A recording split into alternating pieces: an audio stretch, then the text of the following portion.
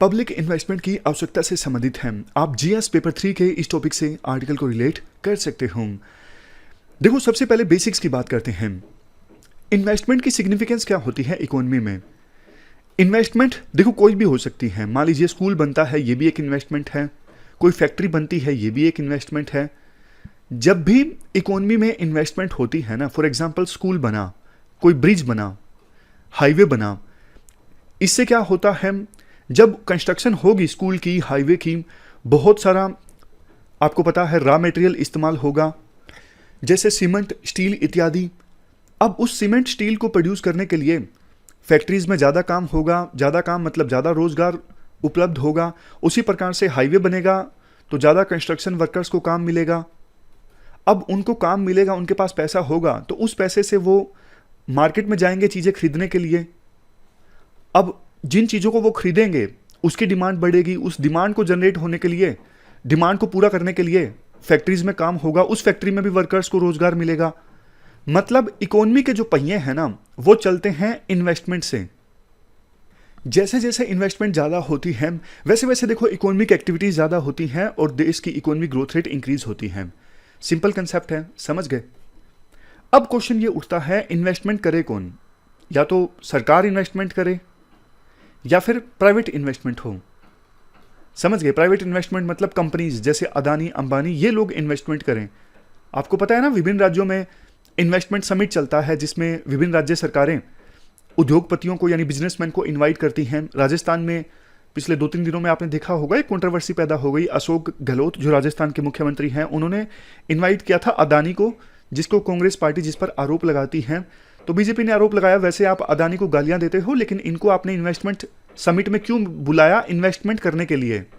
तो जाहिर तौर पर विभिन्न राज्य सरकारें इन्वेस्टमेंट के लिए इसीलिए बुलाती हैं बिजनेसमैन को कि उनके राज्य में ज़्यादा इकोनॉमिक एक्टिविटीज़ हों, ज़्यादा रोजगार के अवसर पैदा हों। इसीलिए देखो विभिन्न सरकारें ये कोशिश भी करती हैं कि प्राइवेट कंपनीज के लिए ना बिजनेस और ज़्यादा आसान हो।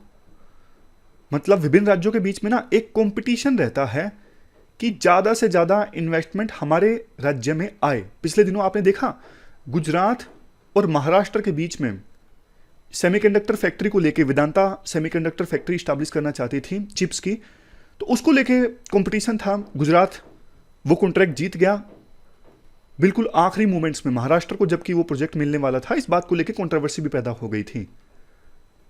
लेकिन देखो हाल ही में क्या हुआ, जो हमारी वित्त मंत्री है ना, फाइनेंस मिनिस्टर निर्मला सीतारमन, उन्होंने ना एक समिट में कहा प्राइवेट इन्वेस्टर्स को कि आप लोग हनुमान हो, आप अपनी शक्तियां भूल गए हो, आप लोग इन्वेस्ट क्यों नहीं कर रहे हो? हमने आपके लिए सिचुएशन इतनी ज़्यादा आसान बना दी। कॉर्पोरेट टैक्स रेट को कम कर दिया, 30 से लेके 22% कर दिया। इसके साथ साथ मैन्युफैक्चरिंग कंपनीज के लिए हमने टैक्स और भी कम कर दिया। नई मैन्युफैक्चरिंग कंपनीज के लिए पहले 25% हुआ करता था, अब 15% कर दिया। बावजूद इसके आप इन्वेस्ट क्यों नहीं कर रहे हो? तो इसके जवाब में ना राइटर ये कहते हैं, देखो प्राइवेट कंपनीज वित्त मंत्री के कहने पर इन्वेस्ट नहीं करेंगे। जो प्राइवेट इन्वेस्टर्स हैं, प्राइवेट कंपनीज हैं, वो तब इन्वेस्ट करेंगे जब उनको प्रॉफिट लगेगा कि हाँ हमें अब फायदा होगा, हमें इन्वेस्टमेंट करनी चाहिए। तो इसलिए ये जो मौका है ना बिल्कुल सही है सरकार के इन्वेस्ट करने के लिए। सरकार के इन्वेस्ट करने के लिए मतलब पब्लिक इन्वेस्टमेंट। पब्लिक इन्वेस्टमेंट वो इन्वेस्टमेंट होती है जो सरकार के द्वारा की जाती है। सरकार देखो वैसे वाटर, सैनिटेशन, ये सब सर्विसेज तो प्रोवाइड करती ही है, क्योंकि प्राइवेट सेक्टर ये सब सर्विसेज नहीं प्रोवाइड करता। तो लिविंग स्टैंडर्ड को इंप्रूव करने के लिए, प्रोडक्टिविटी को इंक्रीज करने के लिए सरकार ये बेसिक सर्विसेज प्रोवाइड करती है। इसके साथ साथ सरकार क्या करती है, इंफ्रास्ट्रक्चर प्रोवाइड करती है, जैसे हाईवेज बनवाए, रोड्स बनवाए, ब्रिज बनवाए, ताकि ज़्यादा से ज़्यादा प्राइवेट इन्वेस्टमेंट आए, प्राइवेट सेक्टर को भी काम करना आसान रहे। इसके अलावा देखो जो पब्लिक इन्वेस्टमेंट है, सरकार की तरफ से इन्वेस्टमेंट, वो काफ़ी चीज़ों को इम्पैक्ट करती है। जैसे लोग कहाँ रहेंगे, जैसे सरकार ने कॉलोनी काट दी, थोड़ा इंफ्रास्ट्रक्चर वहाँ पे डेवलप कर दिया तो लोग वहाँ रहने लगेंगे। नया शहर सरकार बसाना चाहती है तो लोग कहाँ रहेंगे, कैसा काम करेंगे, सब कुछ ऐसी चॉइसेस हैं जिस पर सरकार का इम्पैक्ट पड़ता है, सरकार के फैसलों का इम्पैक्ट पड़ता है। इवन सरकार स्पेशल जोन बनाती है प्राइवेट इन्वेस्टमेंट के लिए, स्पेशल इकोनॉमिक जोन बना दिए। तो ये सब हमने बेसिक्स डिस्कस किए पब्लिक इन्वेस्टमेंट के बारे में।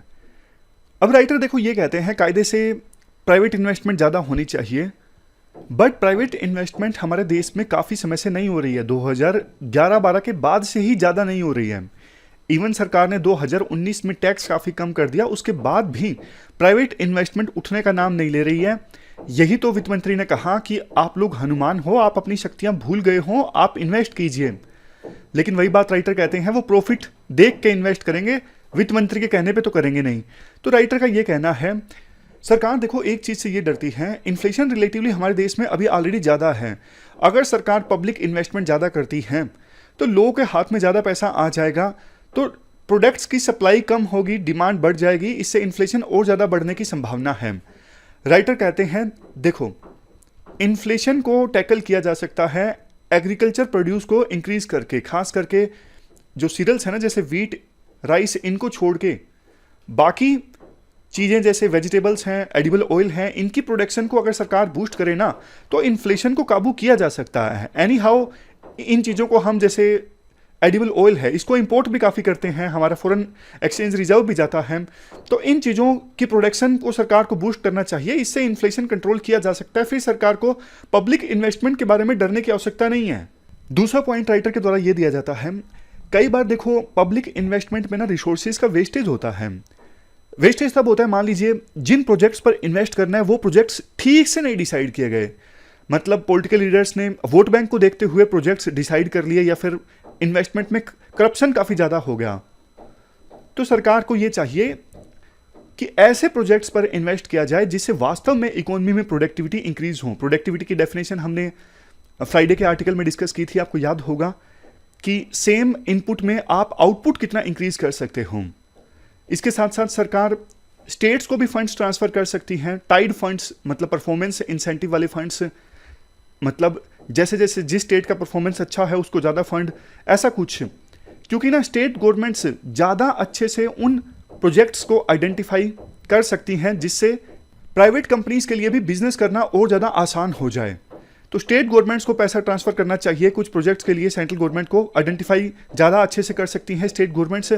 इसके साथ साथ सेंट्रल गवर्नमेंट स्टेट गवर्नमेंट्स के साथ मिलकर देखो अच्छा इन्वायरमेंट तैयार करे प्राइवेट कंपनीज के लिए। जैसे एक आरोप राइटर लगाते हैं जो थोड़ा पॉलिटिकल हो जाता है कि ईडी और सीबीआई का गलत इस्तेमाल किया जाता है कई बार सरकार के द्वारा, तो इससे जो कॉर्पोरेट ग्रुप्स है ना, उनके मालिकों को भी डर लगने लगता है कि ये इन्वेस्टमेंट खतरे में ना आ जाए, ऐसा कुछ ना हो जाए। तो इंस्टीट्यूशंस स्ट्रॉन्ग होने चाहिए जिससे क्रेडिबिलिटी इंक्रीज हो, जस्टिस सिस्टम अच्छा होना चाहिए। अब आप पूछोगे जस्टिस सिस्टम का क्या लेना देना इन्वेस्टमेंट से? देखो सीधा सीधा लेना देना है। मान लीजिए कोई कंपनी इन्वेस्ट करती है, उस कंपनी का झगड़ा हो जाता है किसी दूसरी कंपनी के साथ कॉन्ट्रैक्ट के वायलेशन को लेके, तो अब उस कॉन्ट्रैक्ट को इन्फोर्स कौन करवाएगा? जुडिशरी करवाएगी या फिर आर्बिट्रेशन जो कोर्ट्स हैं वो करवाएंगी।